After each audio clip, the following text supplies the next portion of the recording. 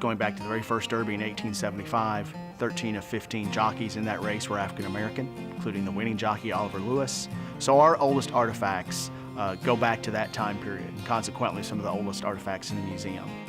Isaac Murphy was the first jockey to win the Kentucky Derby 3 times. It's estimated he had a career 44% winning percentage. Jimmy Winkfield's most recent African American jockey to win the Kentucky Derby did it twice, 1901 and 1902. That's around the time the segregation and Jim Crow laws started to push African Americans out of the sport. Then there was Man o' War, one of the great race horses of all time. But as we get into the 20th century, African American participation in the racing industry did not go away. My great-grandfather was a gentleman by the name of Will Harbut, and he gained great notoriety with his association with Man o' War. As his groom of many years, Will Harbut often put it, Big Red, he's a running horse. Thousands of people came from all across the world to hear his monologue and to see the interaction with my great-grandfather, Man o' War. As a young person with a family in the industry, that was something that I grew up with the contributions that African Americans have made. So I got involved when I was invited to go to an event at Keeneland with Greg Harbut. We had a discussion around, how can we better the African American experience? We set out with the goal of starting an African American syndicate, really with just trying to bring some awareness about the rich history and culture of African Americans in the industry itself.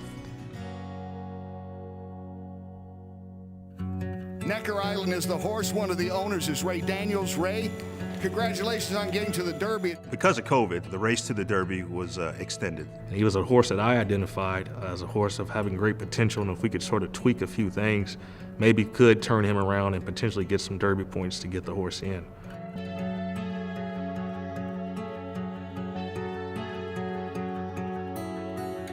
We knew it was going to be a big deal because of Breonna Taylor specifically. Some of the community leaders as well as activists really thought that we should make a statement and remove ourselves as far as active participation with Necker Island. I just always want the world to know that we support the protesters of Black Lives Movement, Black Lives Matters. We support Breonna Taylor's seek for justice and her family wholeheartedly. But like a wise man told me this morning, we cannot pit protest versus progress. Ray and I had set out about a year ago to bring more awareness of the contributions that African Americans have made in this sport. We want to get more minorities involved actively in ownership and other endeavors within the business. What better way for us to bring awareness and contributions of African Americans than at the highest stage in racing? This maybe open doors for you to come back and others in the future. Absolutely, that's the ultimate goal. We started a nonprofit called the Ed Brown Society to bring awareness, the contributions that African Americans have made, as well as to create scholarships and intern opportunities for young people.